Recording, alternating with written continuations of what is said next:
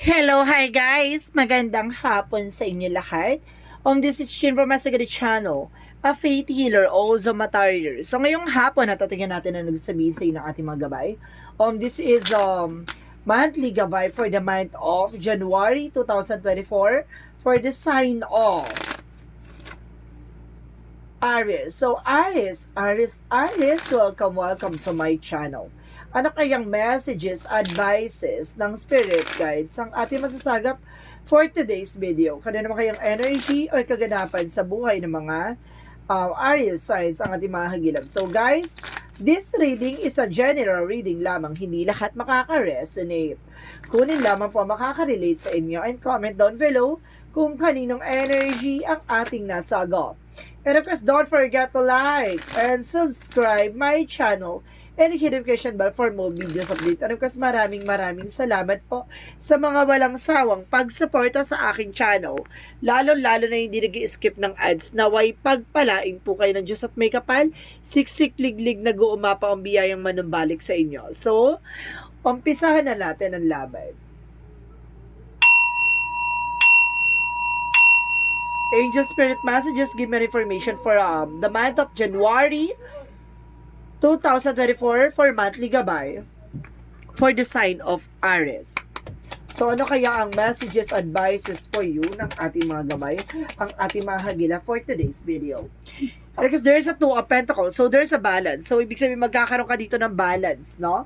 Balance in the way kumbaga sa way siguro ng decisions, no? There's a multiple priorities, multiple choices or something and information na kumbaga magkakaroon ka ng news, time management. So yun nga, no? Parang balance sa yung oras at panahon. And of course, there's a Queen of Cups. There's a healing. Kumbaga, magkakaroon ka raw ng healing dito. And of course, there's a Five of Cups. So, there's a regret. And of course, disappointment. So, ibig sabihin, maaaring pahit ka pa paano para kakalma-kalma ka na sa mga nangyaring kaganapan sa'yo this past few months, no? Kumbaga, maraming panghihinayang or pagsisisi. Or may mga bagay na matatanggap mo na. Because there's a Five of Pentacles. So, talaga nagkaroon ng bankruptcy or lack of finances or something, financial loss. And of course, kumbaga at talaga na poverty na lang, no, sa madaling salita. Kumbaga nahirapan ka talaga, no, sa mga nakaraang buwan. And of course, let's see what is additional messages. And of course, there's a Knight of Swords. So, there's a success driven. Talaga magsasucess ka at the end of the time. So, may mga bagay na kailangan mo lang talagang pagdaanan with the Queen of Wands. So, kailangan mo magkaroon ng confidence. And of course, kailangan, kumbaga, mag-focus ka sa ginagawa mo nang sa ganun magtuloy-tuloy yung magandang eksena sa'yo. So, let's see what is the Two of Pentacles. And because there's an Empress card. So, there's a reverse. So, renewal at the same time. So, ibig sabihin, some of you guys, no, magkakaroon ka ng renew sa trabaho, negosyo, hanap buhay, or magre-renew ka ng trabaho. Or some of you, there's an abundance coming in for you. At magkakaroon ka ng growth and expansion and accomplishment sa mga bagay-bagay, no? So, let's see what is additional messages with the Queen of Cups. So, there's a Knight of Wands. So, there's a slow and steady, no? Kumbaga, sinasabi dito panatiling kalmado. No? Kumbaga, there's a movement fearless, no? Parang hindi ka natatakot sa mga galawang eksena. Pero, di ba, mahinahon. So, let's see what is the Five of Cups. And because there is a Six of Pentacles, so financial yun, no? Kumbaga, marami mang disappointment nangyari sa mga nakarang buwan. So, this coming January, mukhang magtutuloy-tuloy na lang about sa finances for you, no? Kumbaga, magkakaroon ng giving or receiving something by the universe or something well. And of course, there's a fair fight or something, a gift, no? And prosperity lies ahead. Because there's an information with that. Higher Priestess, though, there's an information na, kumbaga, there's a hidden agenda or hidden enemies or something dito na parang, merong ka, kumbaga, merong ibig sabihin bakit ka na, kumbaga, nagkaroon ng financial loss or something, poverty. May taong may lihim na inggit at galit sa'yo. Or else, may taong nagbigay ng curse sa'yo. There's a hidden secrets, no? So, let's see what is Knight of Swords. And because there's the Sun card. So, there's a pure positivity. Ibig sabihin, magsasuccess ka at the end of the time. Malaman mo yung mga bagay-bagay na dapat mong gawin. Dun yun, magtutuloy-tuloy na yon. So, let's see what is the Queen of Wands. And because there's a seven of cups. So there's a lot of opportunity coming in for you. Kailangan magkaroon ka ng kumbaga confidence sa ginagawa mo. At yung mga opportunity, tuloy-tuloy na papasok yan. So let's see what is the Two of Pentacles and of course the Empress card. And because there's an information with the Two of Swords. So there's an indecisions. May mga bagay na kailangan mong pagdesisyonan. May mga bagay na kailangan mong magbukas ng bagong desisyon or bagong options, no? Kumbaga, baka itong Empress card or renewal na to or magkakaroon ka ng something new or an actions ng para ma-develop mo ng maayos ang iyong skills and of course ang iyong kumbaga skills and of course yung abilities mo. And because there's a difficult decision, para nahihirapan ka pa rin nagdi-decision, pero kailangan mo magkaroon ng time management na sa ganun hindi ka mahirapan sa huli. And because there's an Ace of Pentacles, so there's a new material offer and big money coming in. And because there's an abundance manifestation and opportunities and new career, of financial opportunities and new venture prosperities. No, talagang may malaking finances na papasok dito. No, kumbaga dahil sa action na ginawa at of course, kumbaga excited ka or something na parang nakakaramdam ka na something nag-i-enjoy sa ginagawa mo. And of course, magkakaroon ka na ng healing dyan. Hindi mo na mamalaya na unti-unti ka na nakaka-recover. So, let's see what is the Five of Cups and the Six of Pentacles. And because there's a Queen of Swords, so makikita mo na yung bigger picture of yourself. Kumbaga, nakikita mo na dito yung justice independent, parang gano'n, kumbaga, nagkakaroon ka na ng sa sarili mo, yung parang ano ba talagang gusto kong plano, ano ba talagang gusto kong gawin, or something, nagkakaroon ka ng intuition na parang magtutuloy-tuloy na yung pasok sa'yo, so ano yung magiging hakbangin mo, no, para wala nang masayang na pagkakataon, walang nang masayang na pera, with the Three of Pentacles, with the Three of Cups, so ibig sabihin, magkakaroon ka ng celebration, at the same time, no, magkakaroon dito na parang collaborations, no, pag-uusap about sa investment, or something na makakatulong sa iyo for your growth and expansion. So let's see what is the Five of Pentacles and of course the High Priestess. And because there is a Seven of Pentacles. So there's a harvest time. At the end of the time, magkakaroon ka ng harvest. No, kumbaga lahat ng mga bagay na pinaghirapan mo, nagkaroon man yan ng financial loss or may tao mang balak na, 'di ba? Or may gumagawa ng hindi maganda against sa'yo. Darating yung pagkakataon na matatapos na yan at nasusolusyonan mo yan, magtiyaga ka lang sa ginagawa mo, no? Kumbaga at the end of the time, magkakaroon ka ng harvest time, no? Because there's a Ten of Pentacles for the Queen of Swords, the Knight of Swords and the Sun card. So, there's an information that the Ten of Pentacles represent a financial windfall. Maaaring, or there's a long-term success and long-term investment or long-term relationship. So, ibig sabihin, magkakaroon ka ng stability dito about in all aspects, no? Pagdating, lalo na, kumbaga, malaking factor dito yung finances mo. Kumbaga, magkakaroon ka ng success dito pagdating sa finances. And because there's a Knight of Swords, kumbaga, iwasan mo na go-overthink or suddenly, kumbaga, meron ditong, kumbaga, iniisip mo talaga, hindi maalis sa isip mo, na nagkakos ng anxieties mo. No? And of course, there's a fear, something na kinakatakutan mo, or something na parang pinangangambahan mo. No? So, let's see what additional messages for overall. For overall, so there's an information by the Four of Swords. Listen to your intuition and listen to your gut feeling. Makikinig ka sa iyong vibrations, your visions and intuitions. And because the inner voice, no? Because there's the lover. So, ibig sabihin, there's a love life coming in for you. Or else, mayroon ka ng love life, no? And because there's a magician, there's a manifestation or an action or power, no? And because magbibigay sa ito ng clarity, willpower talaga, no? Traditional messages for career yan. Ibig sabihin dito, kumbaga magkakaroon kayo ng unity or pagkakaisa ng partner mo. At the same time, there's a temperance, a perfect timing. So, this is the moment na parang talagang ibinigay na ng ating Panginoon at or ng ating mga gabay yung mga bagay na para sa'yo talaga. Now, about naman sa love life, so there's an information by the love life or Five of Wands. So, there's a complication or something kumbaga, competitors or else, kumbaga, against sa yung families or against siya sa families mo or against yung family mo sa kanya, ganun. There's an information na there's a battle or something, complication, no? Let's see what is additional messages. And of course, guys, there's Knight of Pentacles. So, ibig sabihin dito kala siguro umaasa ka sa asawa mo or else na kumbaga there's a cross-watcher out there. So, ibig sabihin baka yung asawa mo yung umaasa sa'yo. So, ganun parang nagkakaroon ng problema. So, ibig sabihin there is kumbaga mayroong no, para may patutsyada yung both side of situation. Ay, both sides, no? Ibig sabihin dito, guys, parang sinasabi dito na kailangan pagdating sa partnership, pagdating sa love life, kumbaga, kailangan na sinisettle down nyo na yung bagay-bagay. Kailangan hindi na dapat nangihimasok yung family related, diba? Kasi kumbaga naapektuhan niya ngayon yung relationship. Ganoon naman talaga eh. Madalas talaga, ang nagiging sanhi ng pag-aaway na magjowa or mag-asawa ay yung mga family, no?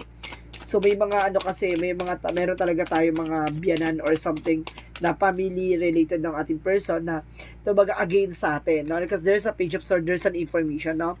Kumbaga umahanap ng kumbaga pagkakamali mo or something mo umahanap ng mali mo, ganun. May mga tao talagang ganun talaga. So let's see what about naman sa health. About naman sa health, so there's a temporary, there's a hermit card, there's a soul searching. Ibig sabihin dito, there's a happiness. Kumbaga, parang there's a God ako nasa-sense dito na parang pinagaling ka ni God sa iyong karamdaman. So, ibig sabihin dito, maaaring nagkakaroon ka ng anxieties, kailangan mo lang mag-meditate, no? So, let's see what is additional messages for magical fairy messages for you. For magical fairy messages, angel spirit guide, please give me information. Because there's a heal, and a healer. So, ibig sabihin sa mga baka kailangan nyo ng healer. Or else, baka kailangan nyo ng healing. Or else, baka healer kayo. Or may kakayanan kayo. Or there's a special gift. So, let's see what is the yin and yang oracle card.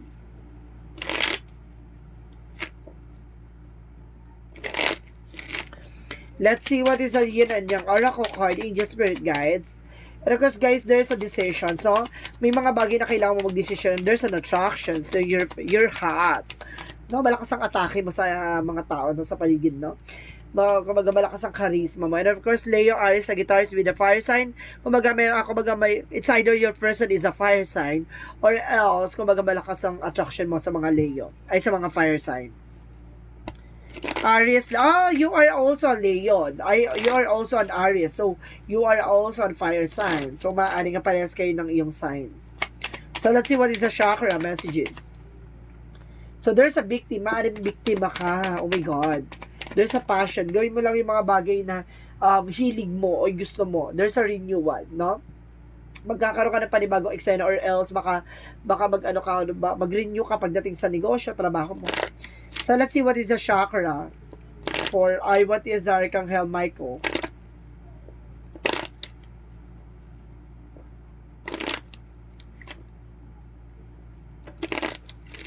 Let's see what is Archangel Michael messages for you. Decide to be happy now. So, kailangan mo mag-desisyon na magiging masaya ka and there's a sense of humor. So, ibig sabihin, being optimistic, no? Panatiliin positibo ka sa lahat ng panahon, sa lahat ng pagkakataon. Kasi may mga bagay talaga na pipilitin ka talagang, di ba? Kumbaga, guluhin, sirain, para maalis yung focus mo in a good positive energy, no? Parang gano'n. Parang gusto niya nito, nega ka, gano'n, toxic ka. So, ibig sabihin nito, kumaga, panatiliin mo maging masaya sa likod ng mga inggitera, no? And there's a self-respect. So, kailangan mo ng respeto sa sarili mo. Wag mo syadong inaano yung sarili mo, no? Pinipressure or something na, kumaga, pinipilit baguhin para lang sa kanila. Wag mo babaguhin yung sarili mo para lang sa kanila. Bagkus ipakita mo sa kanila kung sino ka talaga. Because there's an energy healing works, no? Kumbaga, kumbaga kailangan nyo ng healing session, baka there's something wrong na ginagawa against sa'yo, no? Because there's a self-respect, para sinasabi dito, parang dagdag ko lang ha, parang hindi mo kailangan baguhin yung sarili mo, no? Kumbaga ipakita mo talaga kung sino ka talaga, kasi kung talagang gusto ka nila, talagang tatanggapin nila kung ano ka talaga, kung sino ka, diba? May mga ganun talaga, kahit na anong pagbabaguhin mo sa sarili mo, kapag hindi ka tanggap, hindi ka tanggap. Ganun talaga, no? So, let's see what is the Monsology. Pag hindi ka tanggap ng parents ng ng asawa mo, sabihin mo sa kanya magpalit na siya ng asawa. Ay, magpalit na siya ng magulang. Eme lang. Okay, joke lang yun, guys, ha. So, your hard work is paying off. So, ibig sabihin dito, kumbaga, yung mga bagay na pinaghirapan mo, maaaring, kumbaga, nandito rin kabayaran, no? There's a result. So, let's see what is Archangel Raphael. So, there's an alternative medicine. So, kailangan na mo ng alternatibong medisina, no? Na makakatulong sa'yo for your health. So, let's see what is additional messages for angel spirit guides. Angel spirit, please give me information. So, there's a travel. So, some of you guys may travel dito, no? And of course, there's a talk to your angels. So, kailangan mo kausapin yung mga anghel or yung mga gabay mo, no? Hindi ko sinabi magbaliw-baliwang ka. It's either magdasal ka, mag-meditate ka. And of course, there's a study. So, ibig sabihin may mga bagay na kailangan matutunan. Something research, no? Do research, guys, para magkaroon ka ng confidence sa sarili mo na alam mo yung ginagawa mo or else alam mo yung mga bagay na kumbaga binabato sa'yo. So, let's see what is additional messages for this energy.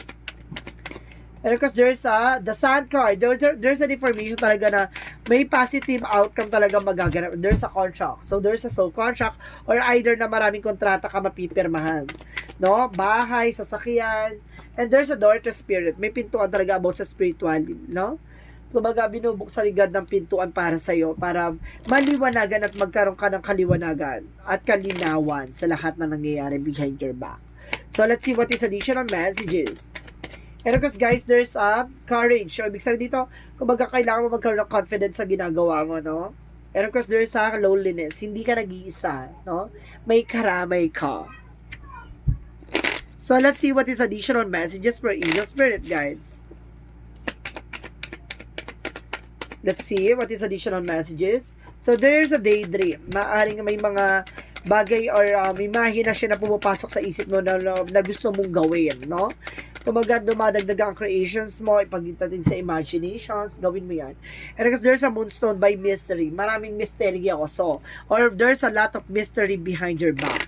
Maraming, kumbaga, lihim, no? Na hindi mo pa natutuklasan or hindi mo pa nalalaman. In a good way or the bad way, no?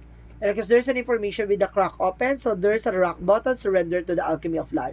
So, ibig sabihin, lahat ng mga nangyayari sa buhay mo, kailangan mo surrender yan. Hindi mo kailangan pilitin, hindi mo kailangan, kumaga, puwersahin, bagkus ipaubaya mo sa ating Panginoon. And Star Brothers, so there's a trust, so kailangan mo magtiwala, diba? Protection and loyalty, safety. Ibig sabihin, kumaga, lahat ng mga bagay na pag-aari mo, kung ano man ang mga bagay na pinag-iingatan mo, surrender mo kay God, diba? So, let's see what is the Romance Angels.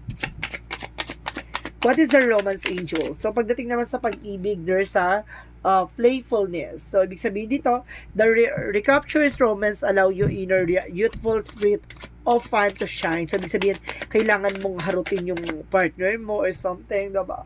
Kailangan nyo, kumbaga, kailangan nyo mag-enjoy sa isa't isa. And there, of course, there is a chemistry. So, some of you talagang may harot at may, diba? May harap talaga kayo sa isa, di ba? Meron talaga kayong pag-ibig at talagang, kumbaga, iba yung spark nyo sa isa't isa, parang ganon. So, there's an angel's answer, guys. Mag-isip kayo ng questions. Kung ano gusto nyo itanong, bibilang ako ng 3, okay? 1, 2, 3. Angel's answer. Give me an answer for your question. Because there's a yes. So, there's a possible na there's a yes. At may kasagutan dito na maaaring oo ang sagot sa mga katanungan mo. And because there's a choose new direction. So, ibig sabihin, pumili ka ng mga bagong direksyon, bagong eksena, no? At sinasabi dito na wag ka kumbaga, wag mong ibalik yung sarili mo sa nakaraan. Because there's a get more information. Kailangan mo kumuha ng mga impormasyon na magbibigay sa iyo ng growth and expansion. Yung papalawakin ang kaisipan mo, papalawakin ang kaalaman mo sa lahat ng bagay. Diba? So, let's see what is the Jesus loving quotes.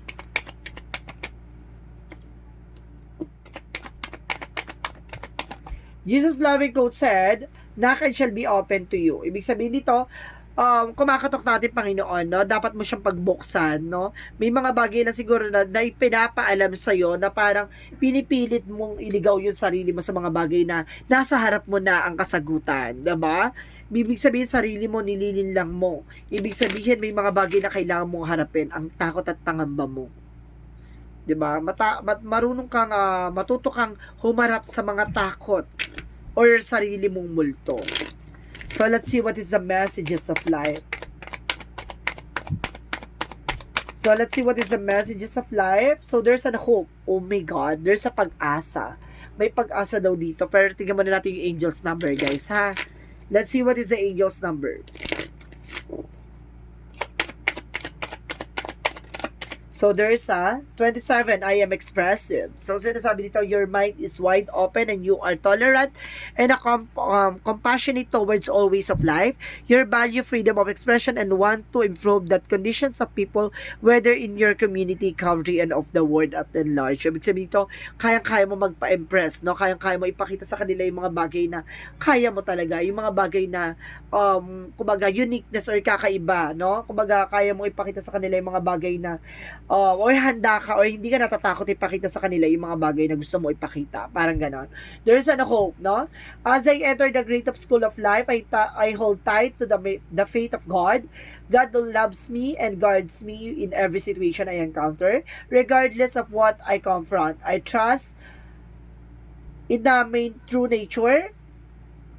Today I welcome life. I know that light will always return and there will always be infinite possibilities for me. Ibig sabihin dito, kumbaga, naniniwala ka na may pag-asa at naniniwala ka na may himala. Diba? Naniniwala ka sa lahat ng mga kaganapan sa buhay mo na hindi ka pababayaan natin, Panginoon. Bagkus ipinapakita na sa yung mga bagay na kailangan mo matutunan. Diba? Experiences and of course, there's a lot of mistakes or something disappointment. Kumbaga, lahat ng mga bagay na yan, there's a lesson learned. So guys, this is a monthly gabay for the month of January 2024 for the sign of Aries. So Aries, maraming salamat for your wonderful reading. So once again, this is Shin Rodriguez from my Sagari channel, a faith healer o Mata reader. Maraming salamat po sa mga walang sawang pagsuporta sa aking channel, lalo-lalo na hindi nag-skip ng ads.